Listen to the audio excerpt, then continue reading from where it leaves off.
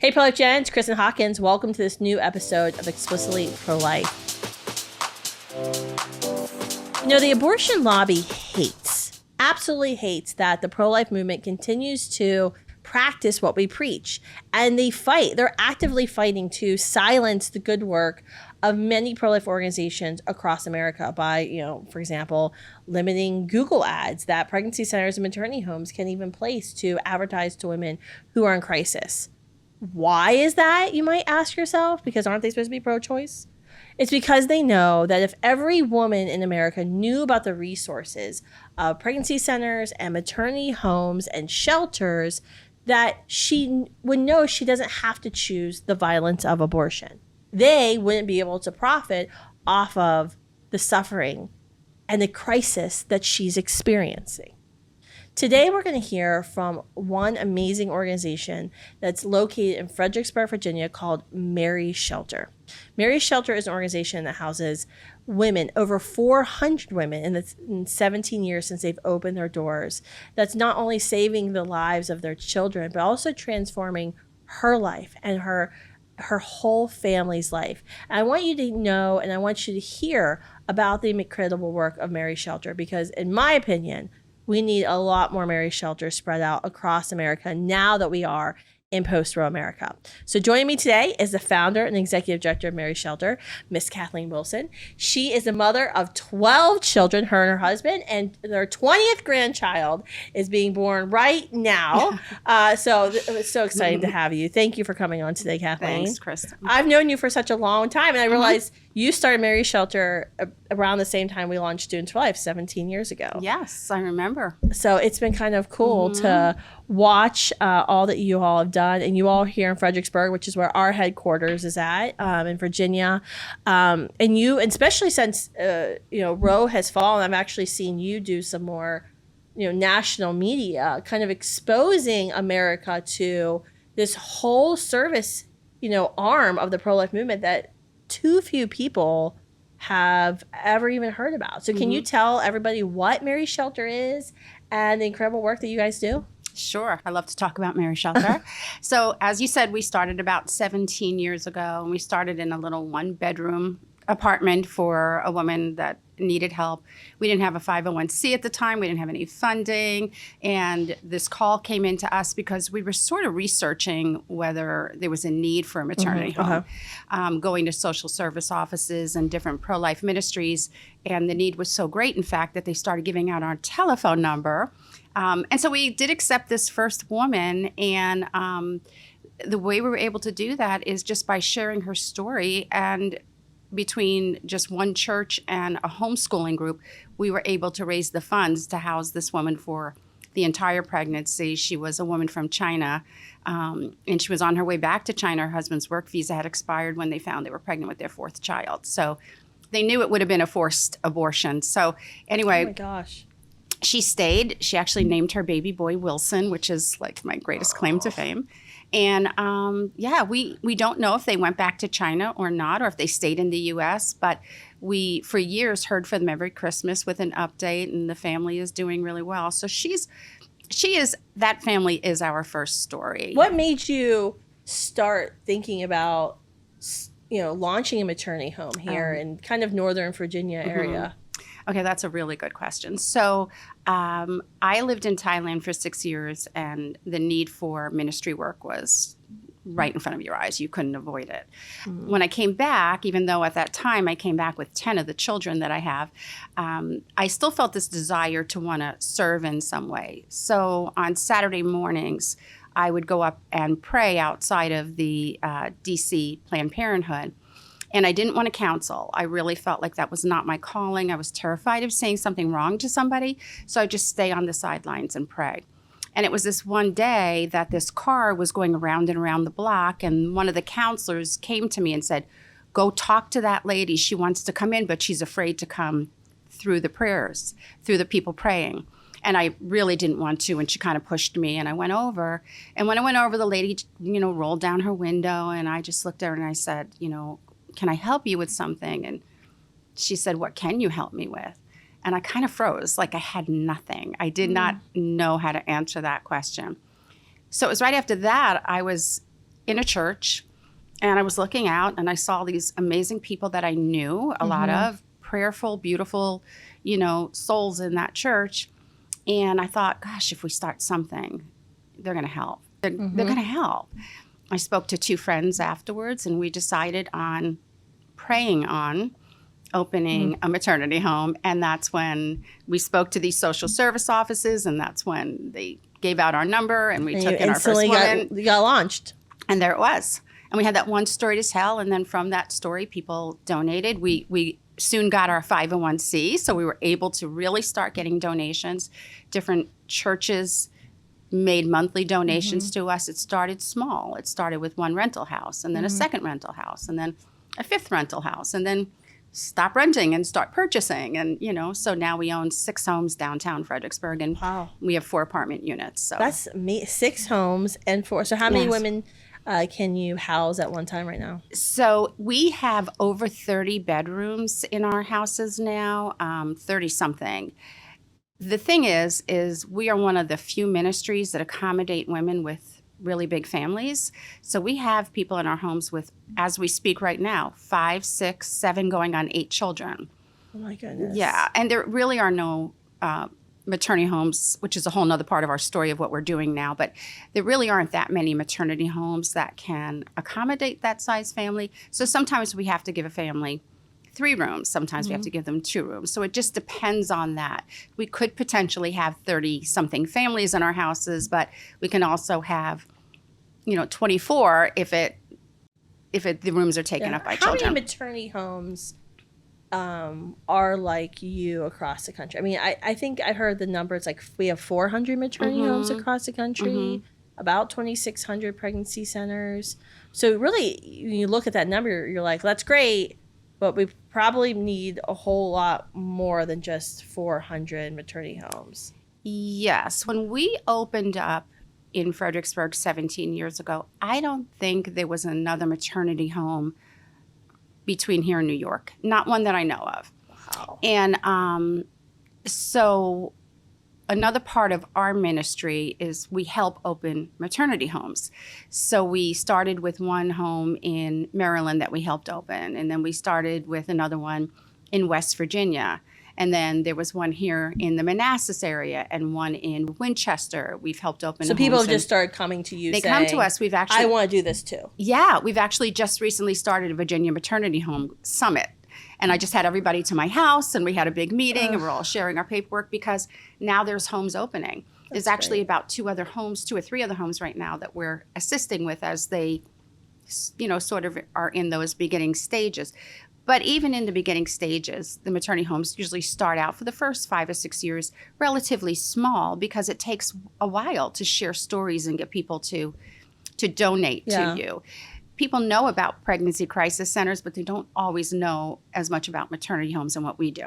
Why are maternity homes so critical to this whole social services apparatus, that we've been sustaining in the pro-life movement? Why are they important? They're important because they are really the place where women get that second chance. I am the biggest fan of pregnancy crisis centers, of course. That is where probably 98% of our women come from. And these people are out there doing God's work. It is amazing. And I'm thrilled that we get to be that next step for them. And that's why they call us so often. So obviously, that's a big need. We hear so often in the pro-life movement, I'm sure you've heard this, that we only care about the baby in the womb. And it's so not true. And maternity homes are really like the beating heart of that because we take these women in, we give them shelter, we make our homes beautiful and inspiring. It's truly a home. We have staff that encourages them, that meets with them all the time. We give them 3 years, sometimes more, to stay with us so that all of their educational and employment and counseling and parenting and housing goals become a real and viable reality. We don't want to say to a woman what the pro-choice side says we do. Well, now you have your baby. Here, we're going to help you have your baby, but then you're on your own. Some women, that's okay. For some women, that's really okay. They do have families they can go back to, and they've made a beautiful choice. But for some, if we send them back, it's to the most abusive relationships. We have women in our homes that have, men from 3 and 4 different fathers, and they go home to home, man to man, take on more abuse because they have no place else to go, because nobody's in their life telling them that that's not the way you need to live. We have one woman in our home right now who is that very story. She's actually going to be the keynote resident at our soiree this year. And she came to us, and she went on to now have her realtor's license, and she's, selling houses as we speak with 6 kids in tow. She's just a rock star.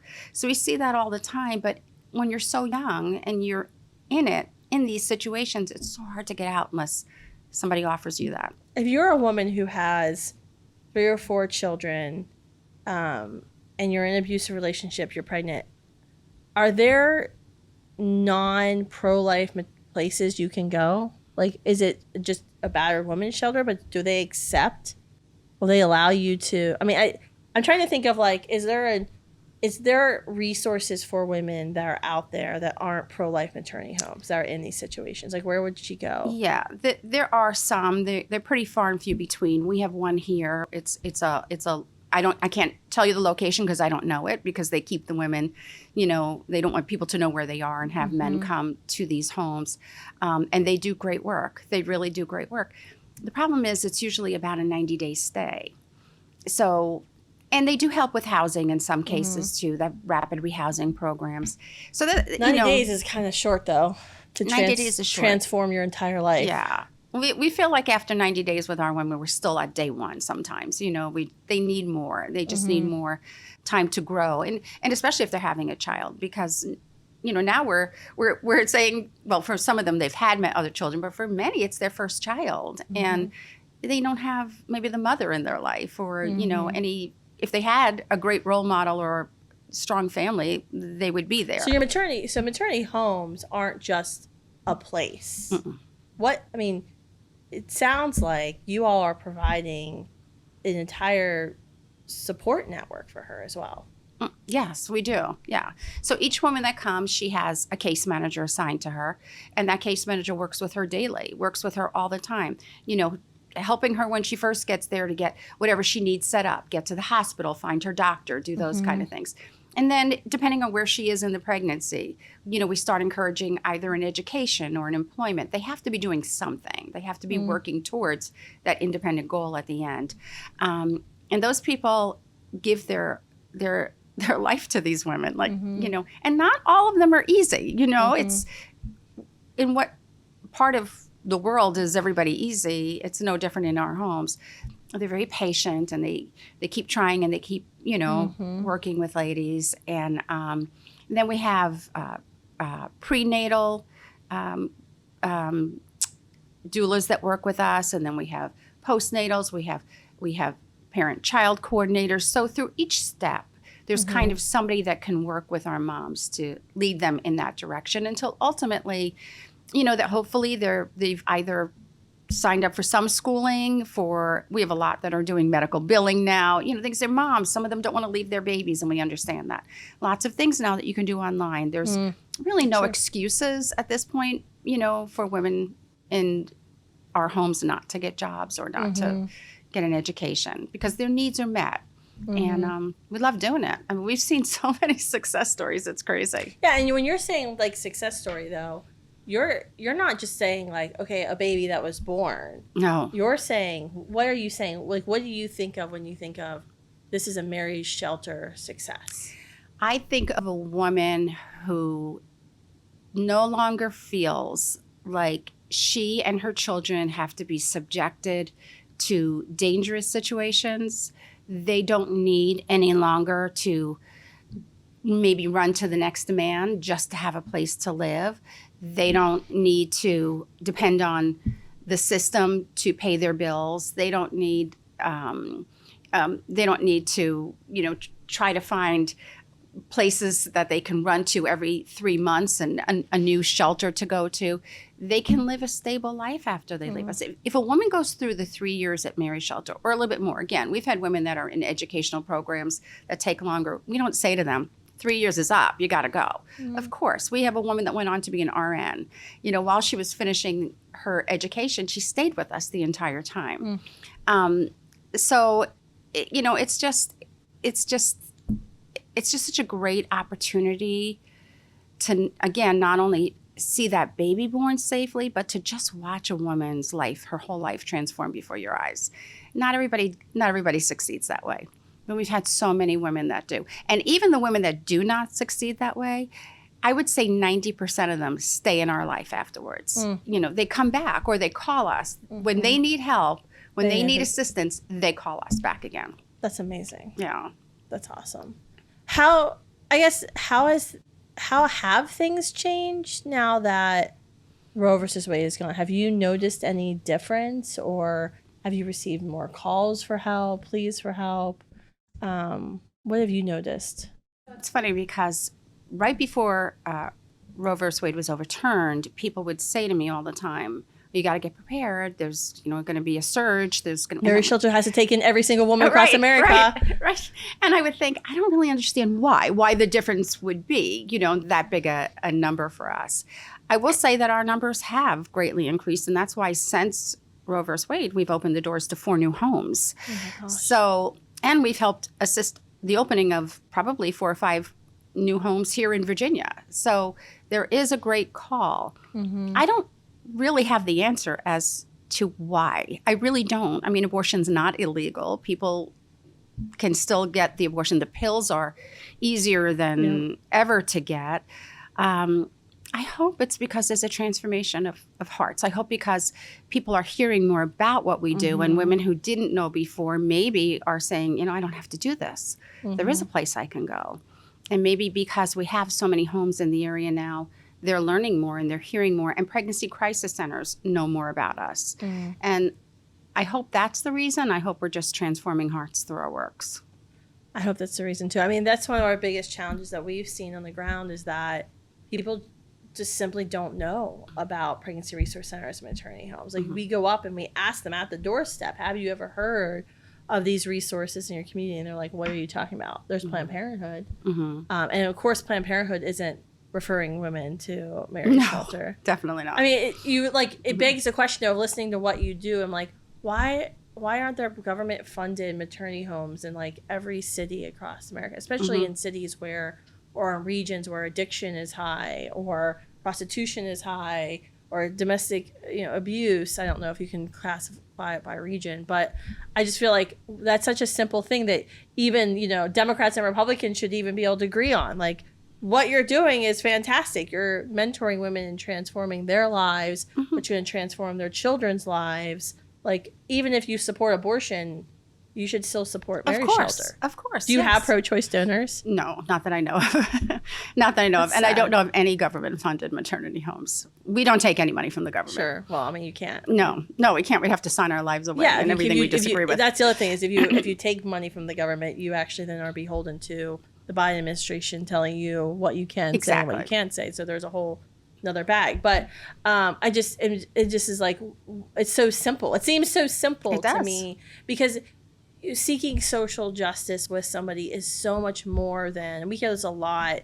I hear this a lot on campuses of like, well, why don't you just give, you know, this much money to women, or we need government funded X, Y, Z, and that would solve all these problems. And I don't know, maybe it's from my time volunteering and working at the pregnancy center of like, I don't really think the money is going to solve the problem. Like, tell me the dollar amount that's going to end abortion. If there's a dollar amount, I'd be willing to fundraise for the taxes for, you know, whatever. Of course. But I don't think it's the money that's going to solve. This is relational poverty. These are deep-seated challenges that we have to face. Of what you said of, she has no relationship with her parents. She doesn't have a church family to go back on. She's living with an abusive boyfriend. She's taking his abuse because she knows he's still feeding her 2-year-old child.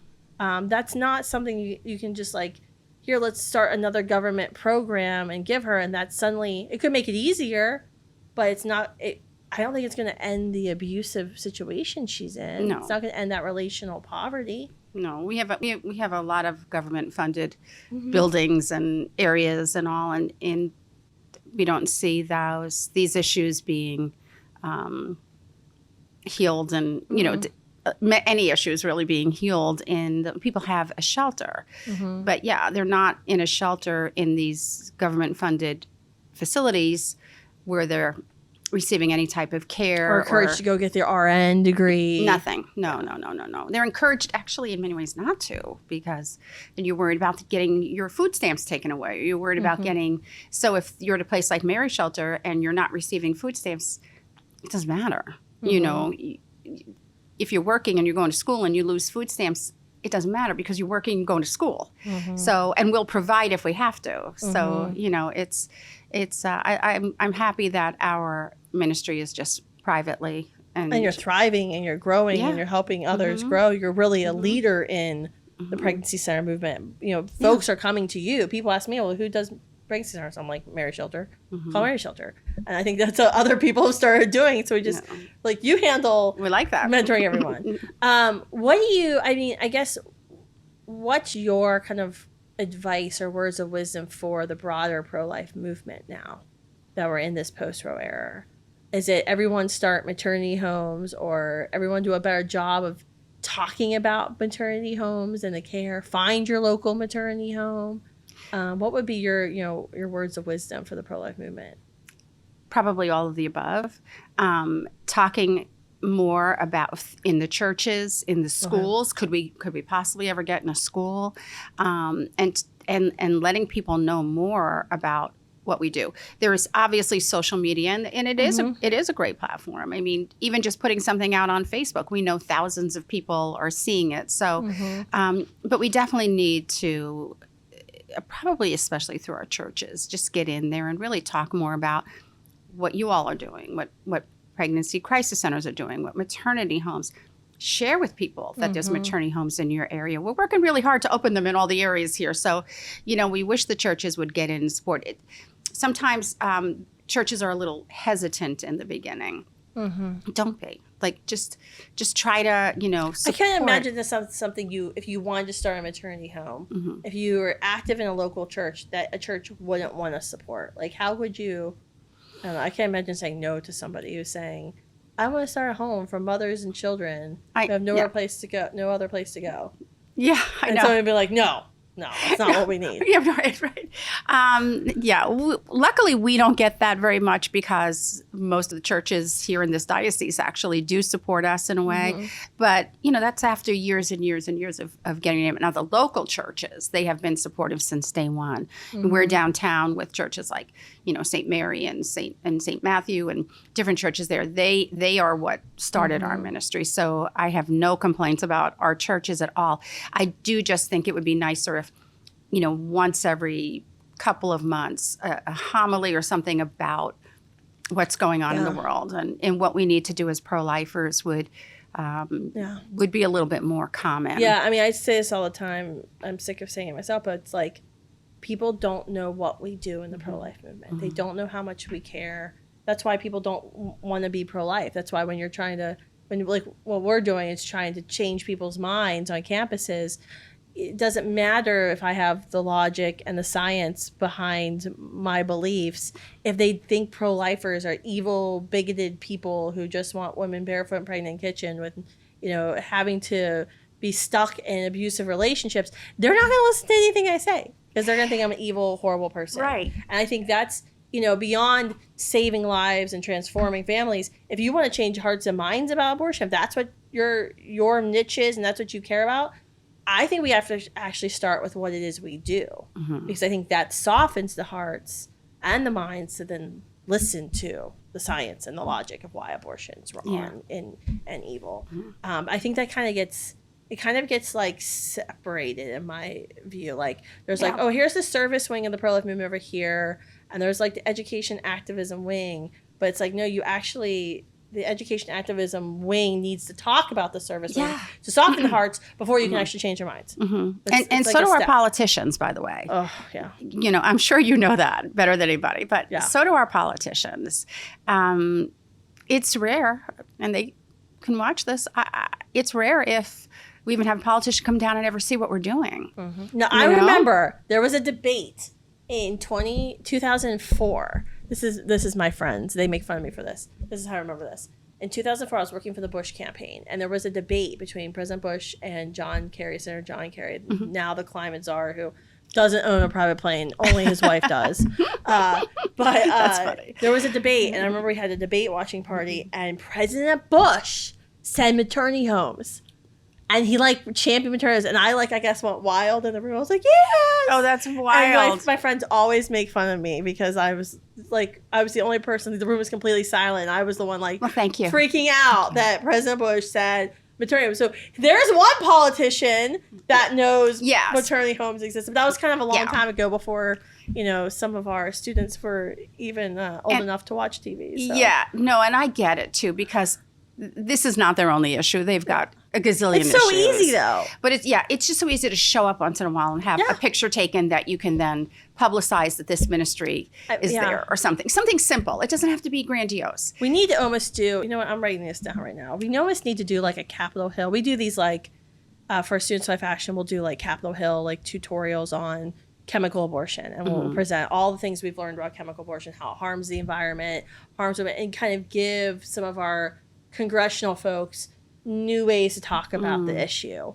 But we almost need a Standing With Her Sunday for politicians. Yeah. And do a little training on Capitol Hill, bring you up and say, here's the maternity home wing of the pro-life movement. Here's the pregnancy center wing. Because I think our political leaders could do us such a service by just simply saying it and raising awareness, because what we found at the doors is 73% of neighbors don't know pregnancy centers and maternity homes even exist. But if, I don't know, all the people running for presidency who are, arguing over would they not sign a ban to prevent abortions to save 4% of babies, if they would actually say maternity homes, it would maybe do something. Maybe. You would hope. Yeah. Yeah, it would be nice. Let's give it a try. Okay. All right. I'm writing it down right now.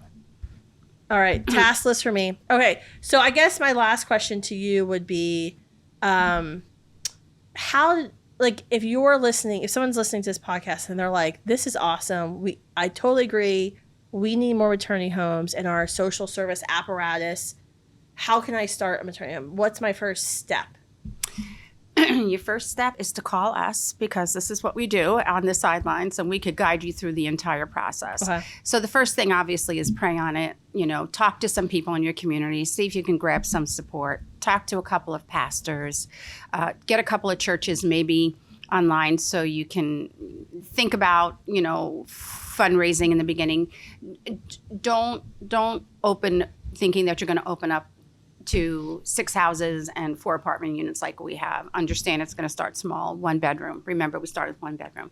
And then honestly, just give us a call then. We will share all of our documents with you. You can change them, but you will have to rewrite nothing, because there's a million documents that we use.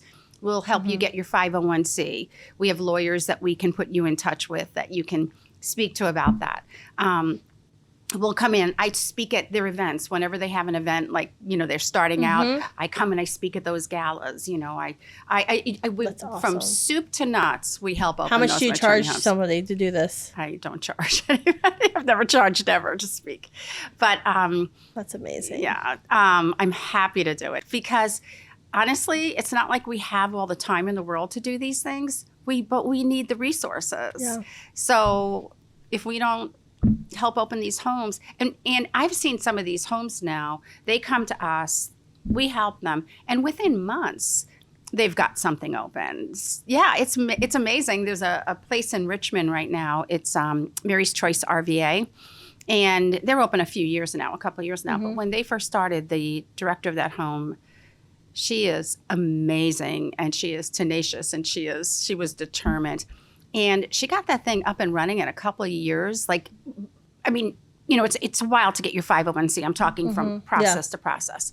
And she got that place up and running, and she has a full-fledged ministry running there now. And I know they're going to be growing soon. And there's another place in Roanoke that just started, and they've got their first few women in, and they're already telling stories of women with their education and what they're doing.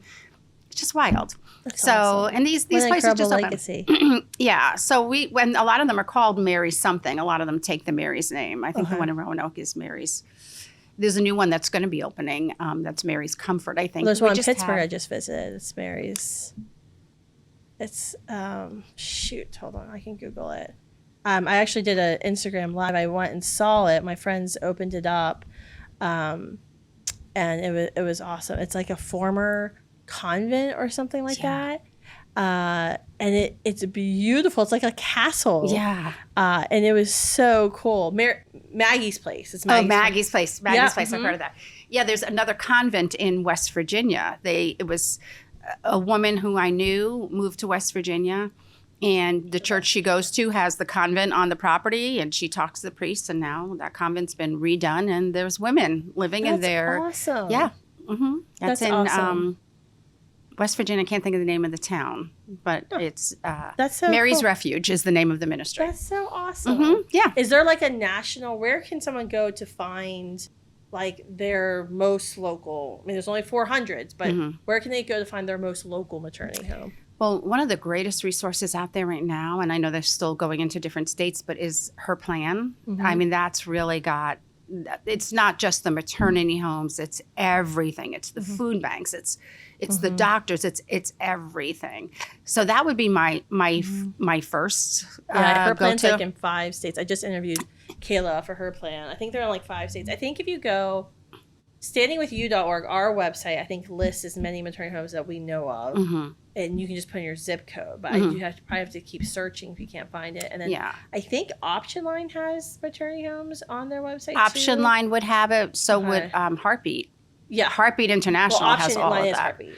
Oh, that's right. Yeah. That is right. right. So right, because I think everything that Option Line has, Standing With You has, we just put like other I was thinking Love Line, sorry. Oh, yeah. Yeah. Yeah. But yeah, try to find, I think the first step for any pro-lifer is you need to know where your local maternity home is and your local pregnancy resource center. Because especially if you're out and about in the community, if you're having a conversation in class, if somebody sees your bumper sticker or your laptop sticker, which I got a new laptop, guys. I need new stickers. I need recommendations. It feels so, it's so pretty. I literally delayed changing my laptop for a year because I didn't want to lose my beautiful stickers. Aww. That's really sad and weird. But so now I'm ugly laptop. But yeah, no, you've got to. That's like the number one basic thing to do as a pro-lifer. You should just know this stuff. But yeah, and then call Kathleen when you're ready to start a maternity home. Call me. I will absolutely help you. I'm really hoping this podcast inspires a couple of people. I know, like, you know, a lot of folks I meet with are saying, well, at some point in my life, I'd like to start a maternity home. And so maybe this is the some point in your life. This might be it. This might be that push. Especially what you were saying. It's not going to be all at once. So it's going to take time. So why not like take that first step? Because it's not like you're going to have to be managing several properties overnight. That's not. Well, and that's the other thing. Just real quickly, as we said in the beginning, a lot of people think they have to raise all this money. If you can rent a place, you could start with a rental. You don't have to buy a building. After you have your stories shared, people will donate, and that's when you could start buying. So don't look at another ministry that now owns homes or fell into a convent somehow. If that's not what you have, you know, think small. No. But I mean, think small, but act big, kind of thing. Awesome. So thank you, Kathleen, for thank all you. that you've done and your legacy. It's simply incredible just to think not only the 400 women that you've impacted here in Fredericksburg, but now through the servant leader heart that you have, mentoring anyone who comes to you wants to start. I mean, you have an incredible legacy all over the country of women saved and babies saved, and families served. Best legacy ever. That's, I think that qualifies you for sainthood. In my book. I don't know. Oh, I have a lot too. Everybody agrees. Everyone agrees. Yeah, ask my kids. I have a lot. That's okay. It's okay. We won't go there. The kids and the husband always see a different side. I know. People are like, you're like the most kind person ever. I'm like, oh, you've never seen me getting everybody out of the house to go somewhere. Oh, right. I think you might have a different opinion. But wait until you have grandchildren and you love them more than anything in life, and then all of a sudden your children think you are the best human being that ever walked again. Sure, I'll take them all Saturday night. That's right. That's why I'm building a bigger house, so I can have all the I'm building a house for the kids I don't have. It comes back around. Yeah, that's right. Well, thank you, Kathleen, for all you've done. Thank you all for tuning in to this episode of Explicitly Pro-Life. I hope today some of you who are listening or watching were motivated to start a maternity home in your community. This is a very important, I think, component of the pro-life movement, and we need more maternity homes, especially now more than ever in the post-Roe America, because guess what, guys? Government ain't going to do it. We are going to be the ones to love on women and their children and transform families across America, and which will ultimately lead to our goal of abolishing abortion. Thanks for tuning in.